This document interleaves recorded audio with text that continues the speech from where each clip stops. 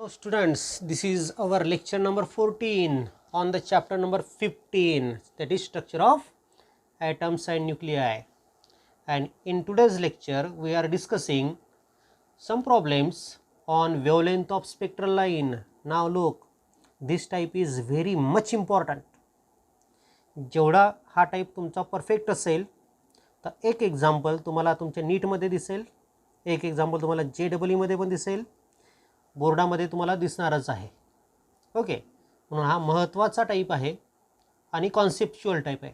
त्यामुळे व्यवस्थित लक्ष ठेवा आणि सगळे एक्झाम्पल्स व्यवस्थित लक्षात घ्या. एकदम सोपं आहे. फॉर्म्युला लक्षात राहिला तर एक्झाम्पल तुम्हाला आरामशीर सोडवता येतं.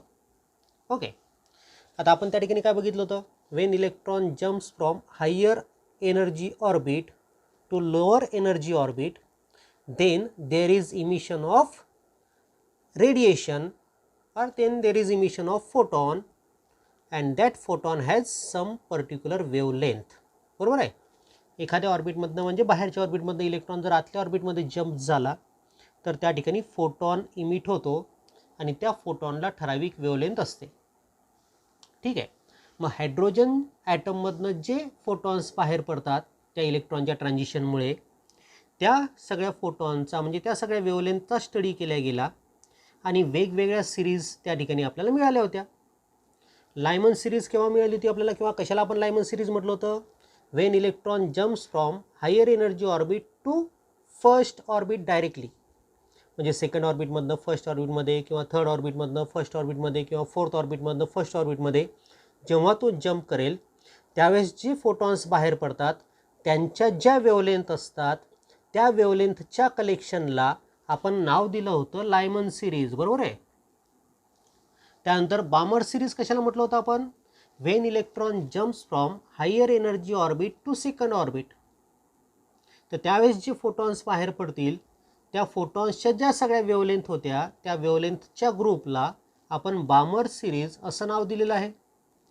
पाश्चन सिरीज कशाला म्हटलं होतं? तर जेव्हा इलेक्ट्रॉन बाहेरच्या ऑर्बिटमधनं तिसऱ्या ऑर्बिटमध्ये डायरेक्टली जम्प करेल तेव्हा जे जे फोटॉन्स बाहेर पडतील त्यांच्या ज्या वेवलेंथ असतील त्या वेवलेंथच्या ग्रुपला आपण पाश्चन सिरीज म्हटलं होतं. त्याच प्रकारे ब्रॅकेट सिरीज होती. ब्रॅकेट सिरीज कशाला म्हटलं होतं? जेव्हा इलेक्ट्रॉन बाहेरच्या ऑर्बिटमधनं डायरेक्ट चौथ्या ऑर्बिटमध्ये जम्प करेल त्यावेळेस जे फोटॉन्स बाहेर पडतील त्यांच्या ज्या वेवलेंथ असतील त्या वेवलेंथला आपण ब्रॅकेट सिरीज म्हटलं होतं. आणि फंड सिरीज ही आपण कशाला म्हटलं होतं? Pfund series, these are the wavelength when electron jumps from higher energy orbit to fifth orbit. Okay, एवढं सगळं आपल्याला माहिती आहे. आणि त्यानुसार the formulae for these different series are like this. First one is Lyman series. So wavelength of first member, that is, आणि first मेंबरची जी wavelength असते ती लॉंगेस्ट असते आपल्याला माहिती आहे. It is longest wavelength of Lyman series and the formula is 1 upon lambda 1 means wavelength of first member is equal to 1 upon lambda longest. It is longest wavelength, so lambda longest लिहिलं मी इथे is equal to r in bracket. आता first member म्हणजे कोणता असतो? जेव्हा electron second ऑर्बिटमधनं पहिल्या ऑर्बिटमध्ये transit होईल त्यावेळेस. So it is 1 upon 1 square minus 1 upon 2 square. Similarly, wavelength of second line or second member is 1 upon lambda 2. Second member म्हणून lambda 2 is equal to r in bracket 1 upon 1 square minus 1 upon 3 square. Second member ची wavelength. Similarly, the wavelength of last member, it is also called shortest wavelength of this series, Lyman series, or it is also called as series limit. तुम्हाला question या प्रकारे असेल, find the shortest wavelength of Lyman series or find the series limit for Lyman series or find the wavelength of last member of Lyman series. Then formula is 1 upon lambda infinity is equal to 1 upon lambda shortest r in bracket 1 upon 1 square minus 1 upon infinity square. म्हणजे जेव्हा electron infinite ऑर्बिटमधनं पहिल्या ऑर्बिटमध्ये direct येईल त्यावेळेस जो photon बाहेर पडेल त्या फोटॉनशी related जी wavelength असेल ती असेल शॉर्टेस्ट वेवलेंथ. कोणाची? Lyman सिरीजची. सिमिलरली आता ही अल्ट्राव्हायोलेट रिजनमध्ये असतात त्यामुळे ह्या वेवलेंथ आपल्याला दिसत नाहीत. ओके, पण बामर सिरीजमधल्या वेवलेंथ आपल्याला दिसतात. आपल्याला दिसल्यामुळे आपण त्यांना नाव ठेवलेलं आहे. Okay, so for Balmer series the wavelength of first member और वेवलेंथ ऑफ फर्स्ट लाईन, आणि या फर्स्ट लाईनला आपण नाव दिलेलं आहे H alpha line. So wavelength of H alpha line or it is the longest wavelength of Balmer series and it is 1 upon lambda h alpha किंवा 1 upon lambda 1 किंवा 1 upon lambda longest is equal to r in bracket 1 upon 2 square minus 1 upon 3 square. कारण की बामर series म्हटलं म्हणजे electron कोणत्या ऑर्बिटमध्ये येणार आहे? दुसऱ्या. कुठून? बाहेरच्या. बाहेरच्या म्हणजे कोणत्या? तिसऱ्या, चौथ्या, पाचव्या and so on. So longest wavelength कोणती असेल? Transition from third orbit to second orbit. Okay, this is first member of Balmer series. Now wavelength of second member, त्यालाच एच बीटा लाईन म्हणतो आपण. So wavelength of H beta line, so 1 upon lambda H beta is equal to 1 upon lambda 2. तुम्ही 1 upon lambda 2 पण म्हणू शकता. त्याला formula आहे त्याचा R in bracket 1 upon 2 square minus 1 upon 4 square. Third member, त्याला एच गॅमा लाईन म्हणतात. So wavelength of H gamma line काय फॉर्म्युला होईल? So 1 upon lambda H gamma is equal to 1 upon lambda 3 is equal to R in bracket 1 upon 2 square minus 1 upon 5 square. पाचव्या ऑर्बिटमधून जेव्हा तो दुसऱ्या ऑर्बिटमध्ये transit होईल त्यावेळेस त्या बामर सिरीजचा थर्ड मेंबर इमिट होईल किंवा थर्ड मेंबरची वेवलेंथ आपल्याला मिळेल. फोर्थ मेंबर, जेव्हा सिक्स्थ ऑर्बिटमधनं सेकंड ऑर्बिटमध्ये ट्रान्झिशन होईल त्यावेळेस फोर्थ मेंबर बाहेर पडेल आणि त्याला म्हटलं जातं H delta line. Okay, wavelength of fourth member और wavelength of H delta line in Balmer series is this much. Similarly याच प्रकारे वेगवेगळे वेवलेंथ आपल्याला मिळतील. वेवलेंथ ऑफ लास्ट मेंबर और शॉर्टेस्ट वेवलेंथ और series limit of Balmer series, formula आहे 1 upon lambda shortest और 1 अपॉन लॅम्बडा इन्फिनिटी म्हटलं तरी चालतं याला, is equal to R in bracket 1 upon 2 square minus 1 upon infinity square. ठीक आहे, हे होत्या बामर सिरीजच्या वेगवेगळ्या वेवलेंथ ज्या तो आपल्याला विचारतात की फाइंड दिस पर्टिक्युलर वेवलेंथ और find the ratio of this wavelength, असा प्रकारचा न्यूमेरिकल त्या ठिकाणी विचारतात. त्यानंतर पाश्चन सिरीज. पाश्चन सिरीज केव्हा असते? जेव्हा इलेक्ट्रॉन बाहेरच्या ऑर्बिटमध्ये तिसऱ्या ऑर्बिटमध्ये ट्रान्झिट होतो त्यावेळेस. So wavelength of first member और longest wavelength of Paschen series is 1 upon lambda 1 म्हणजेच 1 upon lambda longest is equal to R in bracket 1 upon 3 square minus 1 upon 4 square. Similarly wavelength of last member, आता मधातले member नाही घेतले, direct last member घेतला आपण Paschen सिरीजचा, and it is last मेंबरची wavelength म्हणजे शॉर्टेस्ट वेवलेंथ असते, त्याला सिरीज लिमिट पण म्हणतात. So wavelength of last member और वेवलेंथ ऑफ शॉर्टेस्ट वेवलेंथ और wavelength of series limit is 1 upon lambda infinity is equal to 1 upon lambda shortest is equal to R in bracket 1 upon 3 square minus 1 upon infinity square. Okay, हे झालं Paschen सिरीजबद्दल. Then the bracket series. Wavelength of first line और longest wavelength of Brackett series is, formula is 1 upon lambda 1 is equal to 1 upon lambda longest is equal to R in bracket 1 upon 4 square minus 1 upon 5 square. पहिला member Brackett series. Brackett series म्हणजे चौथ्या ऑर्बिटमध्ये transition बाहेरच्या ऑर्बिटमधून, म्हणून fifth to fourth longest वेवलेंथसाठी. आणि shortest वेवलेंथसाठी वेवलेंथ ऑफ लास्ट लाईन और शॉर्टेस्ट वेवलेंथ और series limit for Brackett series and the formula is 1 upon lambda infinity is equal to 1 upon lambda shortest is equal to r in bracket 1 upon 4 square minus 1 upon infinity square. In the same way for fund series. Pfund सिरीजसाठी काय first मेंबरची wavelength म्हणजेच longest wavelength काय असेल? Wavelength of first line और longest wavelength is 1 upon lambda 1 is equal to 1 upon lambda longest is equal to R in bracket. आता Pfund series म्हणजे कोणत्या ऑर्बिटमध्ये? पाचव्या ऑर्बिटमध्ये ट्रान्झिशन. कुठून? बाहेरून. मग सहाव्यामधून जेव्हा पाचव्यामध्ये ट्रान्झिशन होईल तेव्हा लॉंगेस्ट वेवलेंथ असते. So r in bracket 1 upon 5 square minus 1 upon 6 square. This is longest wavelength for fund series. While shortest wavelength will be wavelength of last line or shortest wavelength or series limit for fund series is 1 upon lambda infinity is equal to 1 upon lambda shortest is equal to r in bracket 1 upon 5 square minus 1 upon infinity square. असे वेगवेगळे ते फॉर्म्युले आहेत. Okay, हे सगळे फॉर्म्युले लक्षात ठेवा. एकसारखे फॉर्म्युले आहेत त्यामुळे एक जरी लक्षात राहिलं तर बाकी सगळे तुमच्याला लक्षात राहतात आणि एक्झाम्पल तुम्हाला आरामशीर सोडवता येतं. एक्झाम्पल सोल्युशन काहीच कठीण नाही. ओके, आणि तुम्हाला समजण्यासाठी मुद्दाम मी ठराविक मेथडनी गेलो या टाईपमध्ये. पहिले प्रत्येक सिरीजच्या वेगवेगळ्या वेवलेंथ कॅल्क्युलेट करून घेतल्या आणि नंतर मग जे बोर्डामध्ये विचारलेले एक्झाम्पल्स आहेत ते मी त्या ठिकाणी घेतलेले आहेत. बघा आता first example, calculate longest and shortest wavelength of Lyman series in hydrogen atom. Hydrogen ॲटममध्ये लॉंगेस्ट आणि शॉर्टेस्ट वेवलेंथ काय आहे? कोणत्या सिरीजची? लायमन सिरीजची. ते काढायचं आपल्याला. आर आपल्याला दिलेला आहे. सो लायमन सिरीज म्हटलं म्हणजे पहिल्या ऑर्बिटमध्ये ट्रान्झिशन बाहेरच्या ऑर्बिटमधनं, म्हणून एन असेल 1, एम असेल 2, 3, 4 and so on. Lambda longest काढायचा, लॅम्बडा शॉर्टेस्ट काढायचा आपल्या लायमन सिरीजचा. आणि आरची व्हॅल्यू ही लक्षातच ठेवा आता ही, कारण की प्रत्येक प्रॉब्लेममध्ये आपल्याला लागणार आहे. 1.097 × 10⁷ पर मीटर. मग wavelength of spectral line in Lyman सिरीजचा जनरल फॉर्म्युला काय? 1/λ = r in bracket 1/1² - 1/m². M किती असतो? 2, 3, 4 अँड सो ऑन. हा जनरल फॉर्म्युला झाला लायमन सिरीजचा. मग आपल्याला फर्स्ट लाईन किंवा लॉंगेस्ट वेवलेंथ काढायची आहे. मग लॉंगेस्ट वेवलेंथसाठी काय फॉर्म्युला होईल? So 1/λ longest = r in bracket 1/1² - 1/2². जेव्हा इलेक्ट्रॉन ट्रान्झिट होईल सेकंड ऑर्बिटमधून पहिल्या ऑर्बिटमध्ये, तेव्हा लायमन सिरीजची लॉंगेस्ट वेवलेंथ त्या ठिकाणी इमिट होईल. हे आपल्याला माहिती आहे. पहिला मेंबर म्हणजेच लॉंगेस्ट वेवलेंथ. सो आर 1/1² म्हणजेच 1 - 1/2² म्हणजे 1/4. सिम्प्लिफाय केलेला. So 4 - 1/4. So 3r/4. So lambda longest is 4/3r. पाहून घ्या, बरोबर आहे. टाका आरची व्हॅल्यू. 1.097 × 10⁷. आरची व्हॅल्यू प्लेस केली आपण.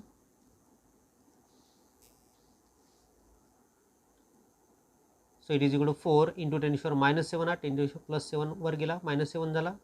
आणि 3 × 1.097 करून घेतलं मी, 3.291. 4/3.291 ते येतं 1.215 × 10⁻⁷ मीटर, म्हणजेच 1215 अँगस्ट्रॉम युनिट आहे. बरोबर. हे कन्व्हर्शन आलं लक्षात. हे झालं लॉंगेस्ट वेवलेंथ कोणाची? लायमन सिरीजची. किती आली? 1215 angstrom unit. We have to find the shortest wavelength also for Lyman series. The formula is the wavelength of last line, also called as series limit or shortest wavelength of Lyman series is, formula आपला जो 1/λ shortest is equal to 1r in bracket 1/1² - 1/∞². 1/∞ 0. So r in bracket 1 - 0 म्हणजेच 1. So 1/λ shortest for Lyman series is equal to r, म्हणजेच lambda shortest for Lyman series is 1/r, means 1/1.097 × 10⁷. We get shortest wavelength for Lyman series is 0.9116 × 10⁻⁻7, means 911.6 × 10⁻10 metre, म्हणजेच 912 angstrom unit. हे example विचारलं होतं October 93 आणि मार्च 99 मध्ये. Longest wavelength मिळाली तुम्हाला Lyman सिरीजची 1215 अँगस्ट्रॉम युनिट आणि शॉर्टेस्ट वेवलेंथ मिळाली 912 angstrom unit. Okay. Group of wavelength लक्षात घ्या किती रेंजमध्ये तो आहे तर. Now for simplicity the second example is again like this. For Balmer series calculate. आता मी एकाच एक्झाम्पलमध्ये सगळे घेऊन टाकले. Wavelength of first line, wavelength of second line, wavelength of third line, wavelength of fourth line आणि wavelength of last line.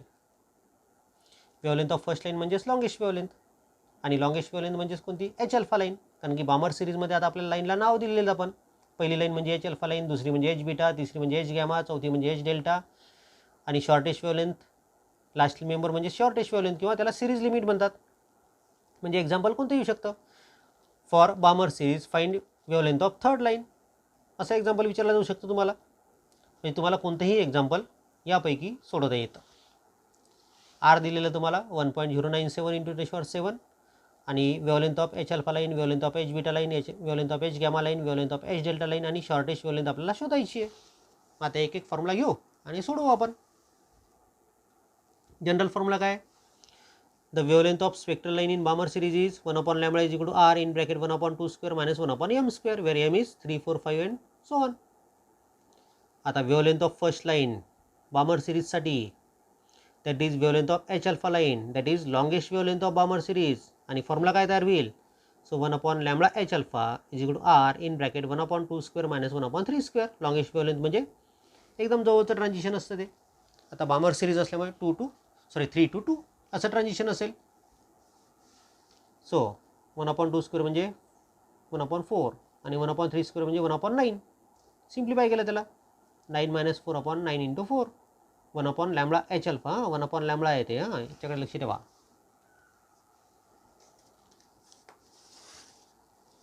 So it becomes lambda h alpha is equal to 36/5r. So 36/5 r ची value 1.097 × 10⁻7. हा 10⁻7 वर गेला. 5 × 1.097 हा product घेतला मी, तो त्याला 5.485.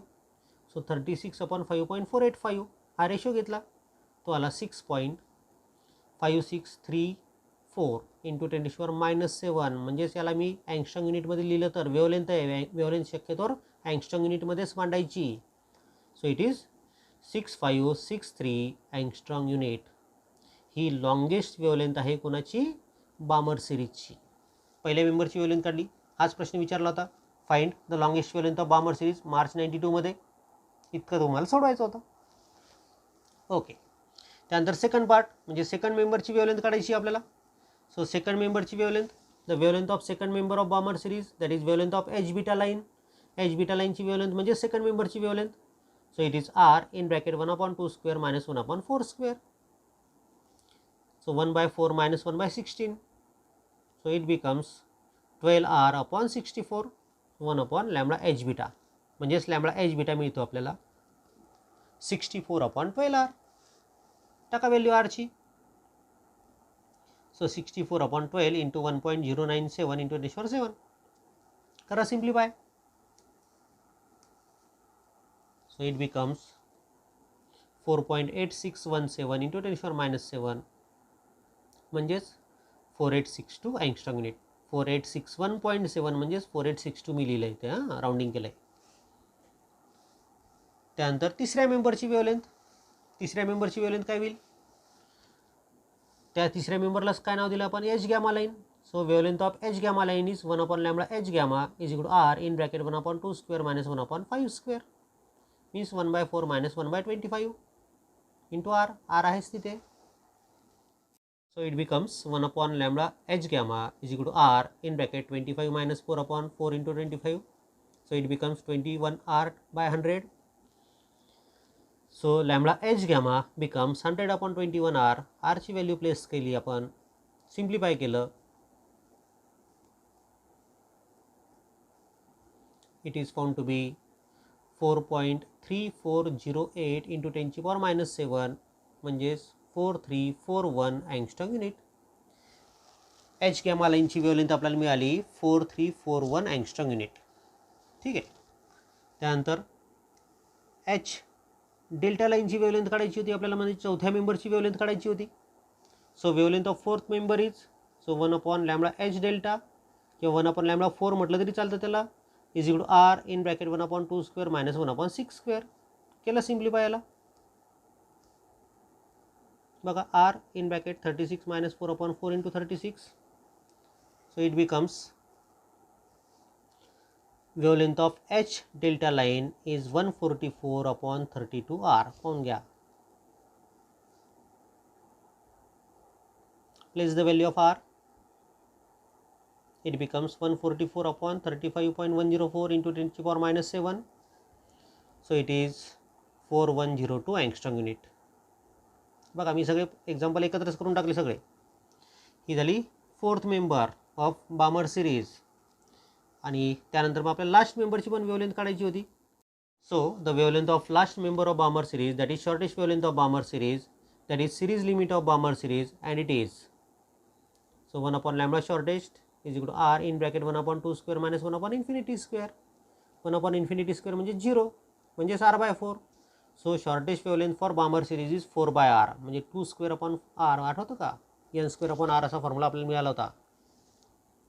So 4/1.097 × 10⁻7 simplify केलं मी त्याला, and it is found to be 4/1.097 म्हणजे 3.6463 × 10⁻7. सो 3646 अँगस्ट्रॉम युनिट ही आपल्याला वेव्हलेंथ मिळते शॉर्टेस्ट वेव्हलेंथ कोणाची? बामर सिरीजची. आणि find the shortest wavelength of Balmer series हे मार्च 92 मध्ये विचारलेलं एक्झाम्पल आहे अजून. ओके, ते एक्झाम्पल पण मी तिथेच इंट्रोड्यूस करून टाकलेत. अजून सेम त्याच प्रकारे पुन्हा एक एक्झाम्पल तयार केलं मी की एका पार्टचं केल्यापेक्षा 4-5 एक्झाम्पल एकत्रच करून टाकले. बघा, for Paschen series calculate. Paschen सिरीजसाठी तुम्हाला वेगवेगळ्या वेवलेंथ कॅल्क्युलेट करा असं म्हटलं आहे. वेवलेंथ ऑफ फर्स्ट लाईन और लॉंगेस्ट वेवलेंथ म्हणतात त्यालाच. Wavelength of second line, wavelength of third line, wavelength of last line और सिरीज लिमिट और शॉर्टेस्ट वेवलेंथ.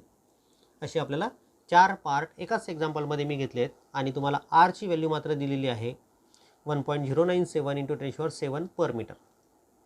ठीक आहे. ह्या 4 वेवलेंथ वेगवेगळ्या वेवलेंथ आपल्याला शोधायच्या आहेत.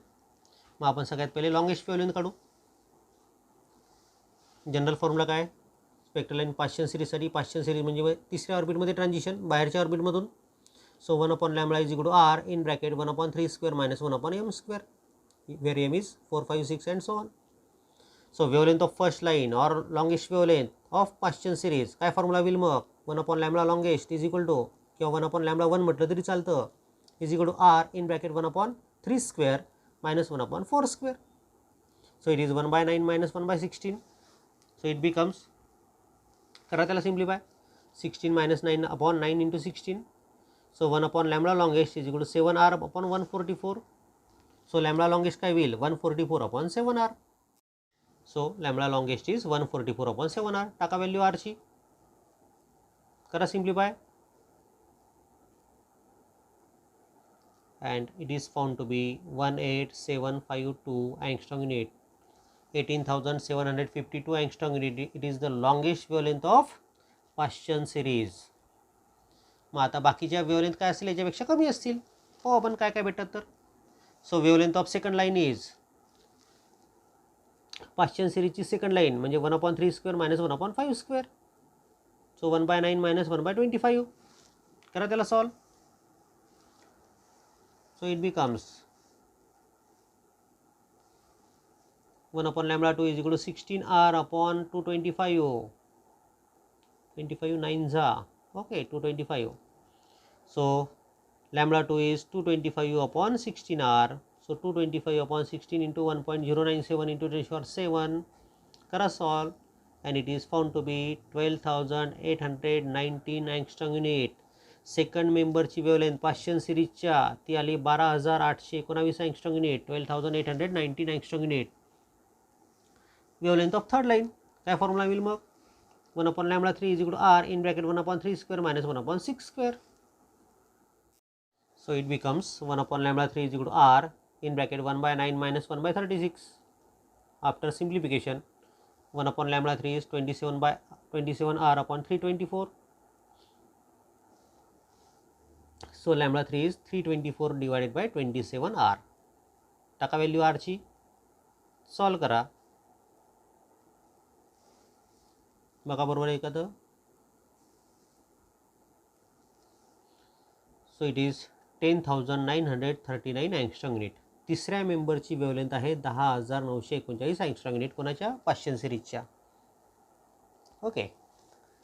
आता हे कॅल्क्युलेशन मी कॅल्क्युलेटरने केलेत आणि इथे डायरेक्ट सोडवलेलं एक्झाम्पल आहे. आता काही जण म्हणत असेल की डायरेक्ट सोडवलेलं एक्झाम्पल दाखवून राहिले सर. मग इथे सोडवत जर मी बसलो तर 4-5 एक्झाम्पल होतील एका तासामध्ये.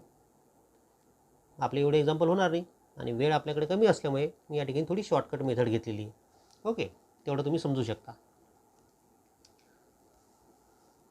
त्यानंतर the wavelength of last member that is shortest wavelength or series limit of Paschen series काय फॉर्म्युला असेल? 1/λ shortest is equal to r in bracket 1/3² - 1/∞². So r/9 shortest वेवलेंथचा formula, sorry 1/λ shortest is equal to r/9. So lambda shortest is 9/r. टाका values, 9/r, r ची value place केली, हा ratio घेतला, तो ratio येतो 8.2042 × 10⁻⁷. So it is 8204 angstrom unit. So shortest wavelength for Paschen series is 8204 angstrom unit. पुन्हा त्याच प्रकारे फॉर ब्रॅकेट सिरीजचा मी विचार करतोय आणि पहिल्या लाईनची वेवलेंथ म्हणजे लॉंगेस्ट वेवलेंथ आणि शॉर्टेस्ट वेवलेंथ दोन्ही एकाच एक्झाम्पलमध्ये मी कॅल्क्युलेट करतोय. So for Brackett series calculate wavelength of first line और longest wavelength and wavelength of last line और shortest wavelength or series limit. बघा, the wavelength of spectral line in Brackett series काय formula आहे 1/λ is equal to R in bracket 1/4 square minus 1/m square where m is 5 6 and so on. The wavelength of first line or wavelength of longest wavelength of bracket series काय formula 1/λ1 is equal to r म्हणजे 1/λ1 म्हणजेच longest wavelength r in bracket 1/4 square minus 1/5 square. So 1/16 minus 1/25 केले त्याला solve. So longest वेवलेंथचा formula आपल्याला मिळाला 1/λ longest is equal to 400/9r. टाका values आहे बरोबर. 9 × 1.097 केलं तर 9.873 आलं. ते सॉल्व केलं आपण ते आणि आपल्याला लॉंगेस्ट वेवलेंथ मिळाली ब्रॅकेट सिरीजची 40515 angstrom unit. This is longest wavelength for Brackett series.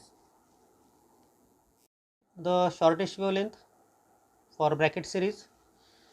So the wavelength of last line or wavelength of series limit or shortest wavelength of bracket series is 1/λ shortest is equal to r in bracket 1/4 square minus 1/infinity square. So r in bracket 1/16 minus 0 means r/16 1/λ shortest. So λ shortest is 16/r. आठवलं का n square by r. n म्हणजे 4चा square by r 16/r. So 16/1.097 into 10⁻⁷ solve केलं त्याला and it is 14,585 angstrom unit. Shortest wavelength is this much for bracket series. Okay, Brackett सिरीजचे दोन्ही wavelength कडून घेतल्या longest आणि शॉर्टेस्ट पण. For Pfund series both the wavelength that is longest wavelength and shortest wavelength is calculated in the same example. Shortest म्हणजे ते एकत्रच करून घेतले मुद्दाम तुम्हाला समजण्यासाठी. नाही तर एक एक एक्झाम्पल याच्यातलं विचारतात. Find the longest wavelength for Pfund series or find the shortest wavelength for Pfund series. मी दोन्ही एकत्र करून घेतलेत. The wavelength of spectral line in Pfund series काय formula 1/λ is equal to r in bracket 1/5 square minus 1/m square where m is 6 7 and 8 and so on. Wavelength of first member that is longest wavelength of Pfund series काय formula होईल मग. So 1/λ1 is equal to 1/λ longest is equal to r in bracket 1/5 square minus 1/6 square.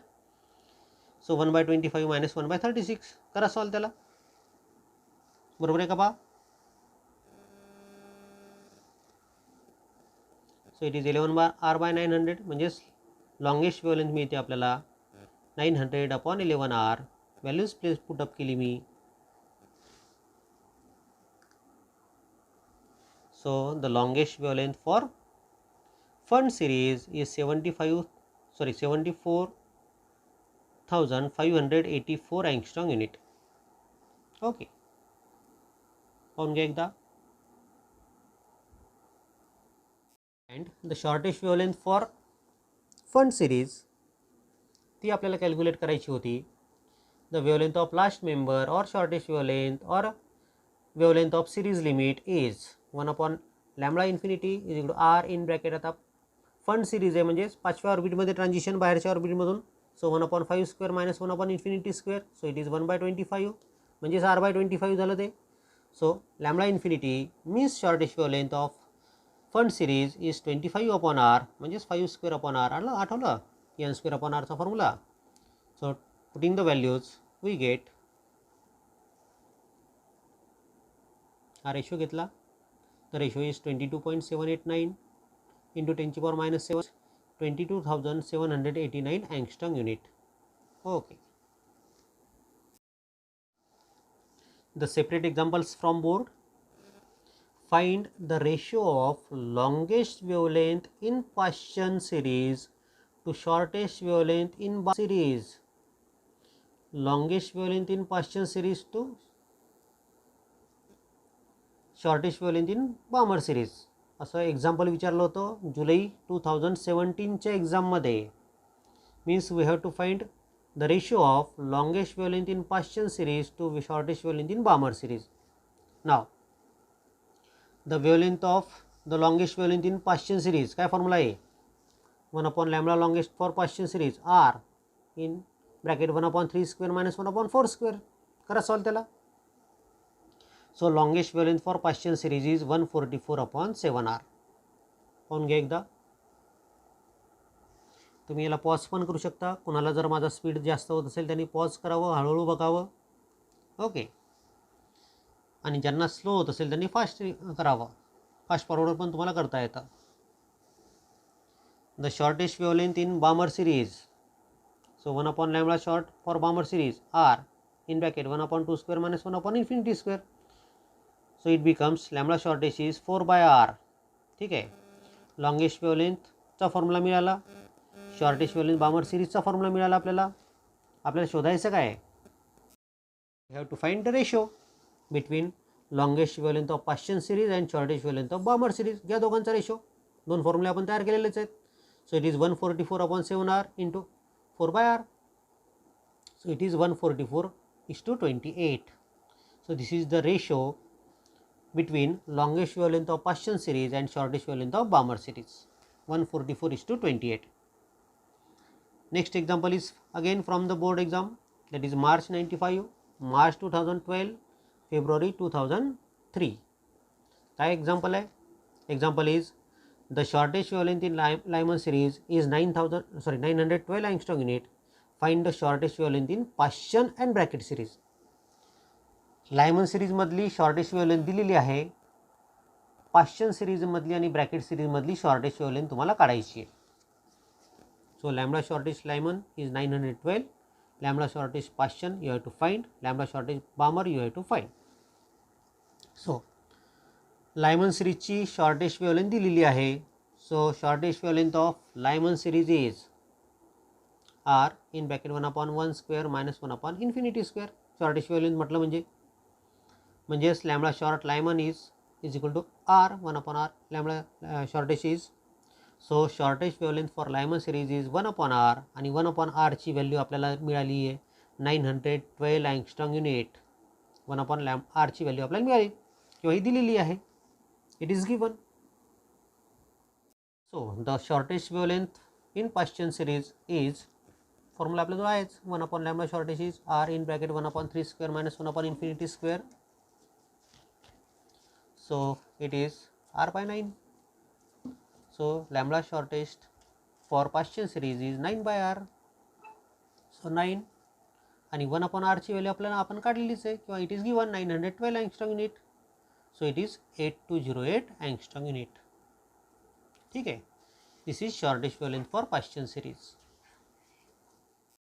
Now to find the shortest wavelength in bracket series, formula is r in bracket 1 upon 4 square minus 1 upon infinity square.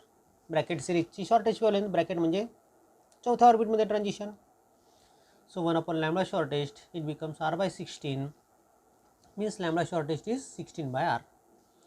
पण 1 by r ची value तुम्हाला माहिती आहे 912 angstrom unit. So 16 into 1 by r and 1 by r means 912 angstrom unit.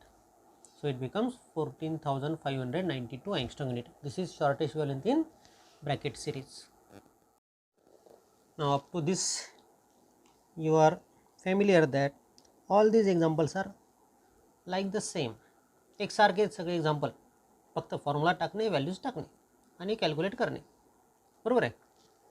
Now look at this example, example number 8, which is taken from again board's exam March 2011. The wavelength of H alpha line of Balmer series of hydrogen spectra is 6563 angstrom unit. H alpha line ची wavelength तुम्हाला दिलेली आहे. Find wavelength of H gamma line. H gamma line ची wavelength काढायची आहे आणि shortest wavelength of bracket series ही पण काढायचं आहे. So wavelength of H alpha line is given 6563. You have to find wavelength of H gamma line and shortest wavelength of bracket series. आता काय करसाल, पहिले त्या the wavelength of H alpha line of Balmer series. So 1 upon lambda H alpha is equal to r in bracket 1 upon 2 square minus 1 upon 3 square. बरोबर आहे का. H alpha line म्हणजे पहिली लाईन म्हणजे ट्रान्झिशन कोणतं, third to second. Okay. So it becomes, आहे बरोबर.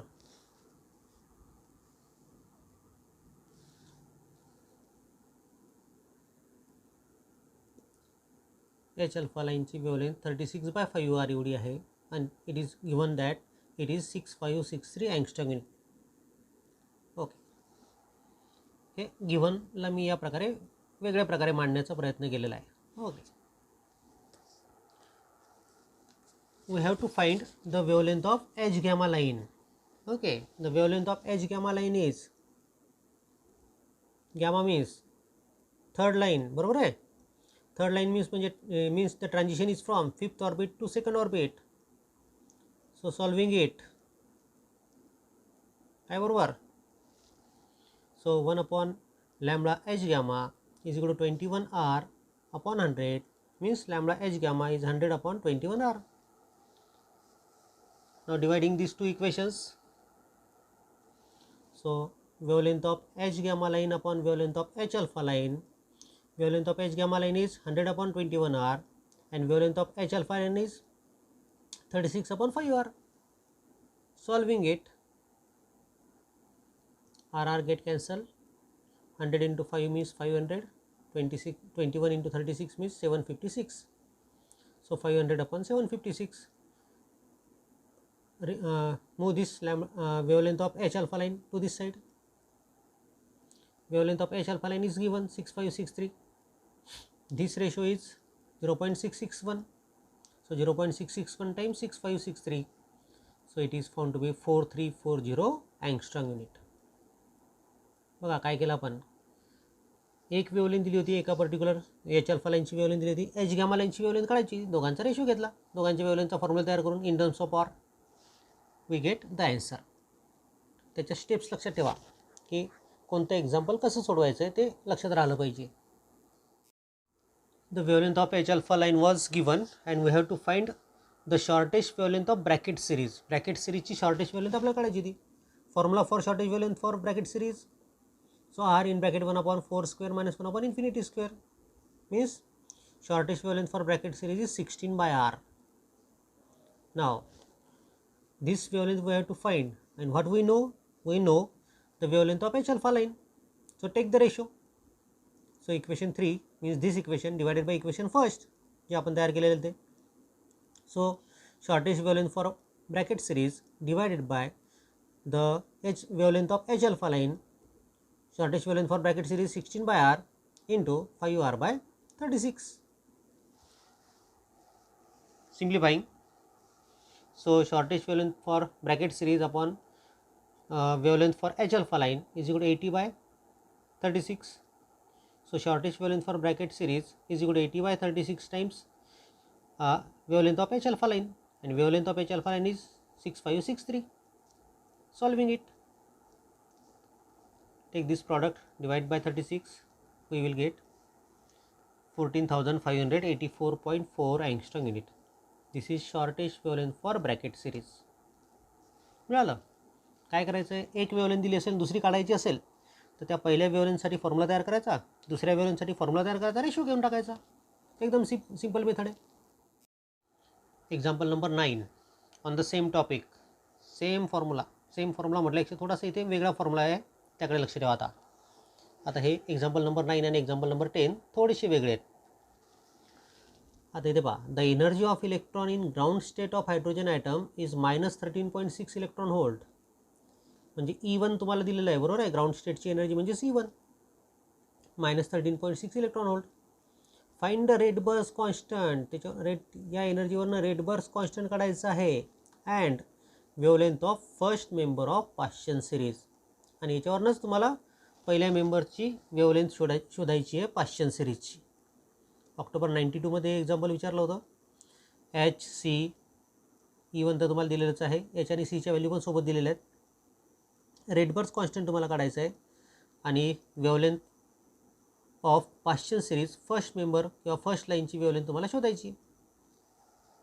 So energy of electron in nth Bohr orbit, काय फॉर्म्युला होता आठवतो का? Energy of electron in nth Bohr orbit RCH/n², आठवतो? हा आपण वापरलेला आहे एनर्जीच्या टाईपमध्ये. आता एनर्जी मला माहिती आहे, C आणि H माहिती आहे, ऑर्बिटचा नंबर मला माहिती आहे, तर मला R काढता येईल. So Rydberg constant is -En × n²/ch -En. आता 13.6 इलेक्ट्रॉन व्होल्ट होतं. तुम्हाला इलेक्ट्रॉन व्होल्ट हे कॅल्क्युलेशनमध्ये वापरता येत नाही, त्याला जूल्समध्ये कन्वर्ट करावं लागतं. So it is -13.6 × 1.6 × 10⁻⁻19 joules × n². Orbit is first orbit, so यांची व्हॅल्यू आपण घेतली 1 upon C, C means 3 into 10⁸ आणि एच इज 6.63 इंटू 10⁻34. करा सिम्प्लिफाय. 13.6 इंटू 1.6 21.76 होतात ते.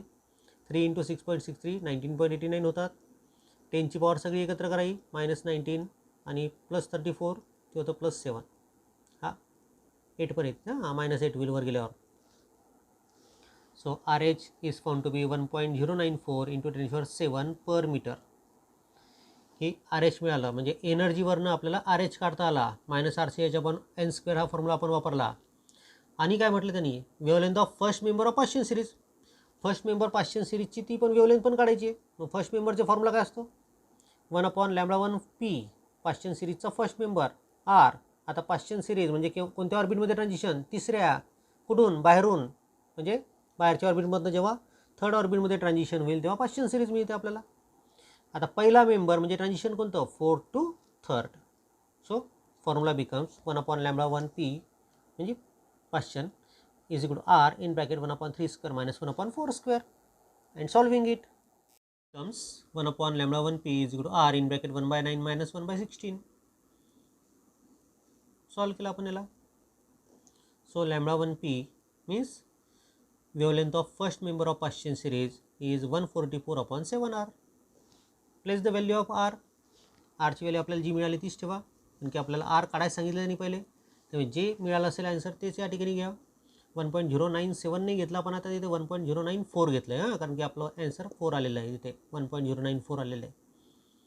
Solving it we get the wavelength of first member of Paschen series 18803 angstrom unit. ठीक आहे. बघा इथे मात्र या प्रॉब्लेममध्ये मात्र थोडासा चेंज केला त्यांनी. एका ऑर्बिटची एनर्जी दिली होती, त्याच्यावरून तुम्हाला रेडबर्ग कॉन्स्टंट काढा असं म्हटलं. फॉर्म्युला आपण वापरला, energy is equal to -RCH upon n² हा फॉर्म्युला वापरला. त्याच्यावरून रेडबर्ग कॉन्स्टंट काढला. आर आपल्याला मिळाला होता. नंतर मग त्यांनी विचारलं की या पर्टिक्युलर वेव्हची वेव्हलेंथ काढा, या पर्टिक्युलर लाईनची वेव्हलेंथ काढा. तर त्या फॉर्म्युल्यानुसार मग आपण आरची व्हॅल्यू ठेवून ती वेव्हलेंथ काढली. सेम त्याच प्रकारे अजून एक एक्झाम्पल आहे. It is from October 2008 exam. Second member of Balmer series has wavelength 4800 angstrom unit. Calculate Rydberg constant. बघा सेकंड मेंबरची वेव्हलेंथ दिलेली तुम्हाला, रेडबर्ग कॉन्स्टंट काढा असं विचारलं आहे. Hence calculate energy in electron hold when electron is orbiting in the third orbit. बघा मागच्या एक्झाम्पलमध्ये काय दिलं होतं, त्या ऑर्बिटची एनर्जी दिली होती आणि त्याच्यावरून एका पर्टिक्युलर लाईनची वेव्हलेंथ काढा असं म्हटलं होतं. आता उलटं केलं आहे नाही, त्या पर्टिक्युलर लाईनची वेव्हलेंथ दिलेली आहे, त्याच्यावरून आर काढा आणि आर ओढून मग थर्ड ऑर्बिटमधल्या इलेक्ट्रॉनची एनर्जी काढा असा उलटं एक्झाम्पल आहे. त्या एक्झाम्पलच्या एकदम रिव्हर्स आहे. Okay. The wavelength of second member of Balmer series. So λ2b is equal to RH किंवा आर म्हटलं तरी चालतं फक्त. In bracket 1/2² minus 1/4². So it is 1/4 minus 1/16. So it becomes wavelength of second member 64/12r. Okay. आपल्याला Rydberg constant काढायचा आहे. So RH will be equal to 64/12 into wavelength of second member of Balmer series. Place the value of λ2b. 4800 angstrom unit होतं ते. So 4.8 into 10⁻⁷. After calculation we get RH 1.11 into 10⁻⁷. आणि RH म्हणजे Rydberg constant unit लक्षात ठेवा, पर metre. युनिटला अर्धा mark असतो हां, लक्षात ठेवा. From that wavelength we have found the Rydberg constant and then we have to find what, energy of electron in third orbit. The energy of electron in third orbit is in terms of R. काय formula असतो, R3 is -RCH upon 3². Put the values. R is found, R आपल्याला मिळाला आहे, जी value मिळाली तीच तुम्हाला टाकावी लागेल. 1.097 इथे घेता येणार नाही. So 1.11 into 10⁻⁷. C 3 into 10⁸. H 6.63 into 10⁻34 upon 3² means 9. Solving it we get 2.45 into 10 to the power minus 19 joules. 2.45 into 10 to the power minus 19 joules. Minus मध्ये असेल ना, साहजिकच आहे. Now to convert this joule into electron volt. For converting joule into electron volt, what we have to do? We have to divide it by 1.6 into 10 to the power minus 19. So divide it. We get 1.53 electron volt. So this is the 10th example on this type.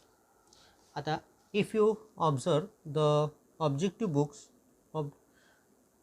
then you will find that the example on this topic, that is wavelength of the spectral lines, are same as I have taken in this lecture. जसे example मी या ठिकाणी घेतलेत same तसेच example तुम्हाला त्या नीटमध्ये JEE MST CET मध्ये विचारतात.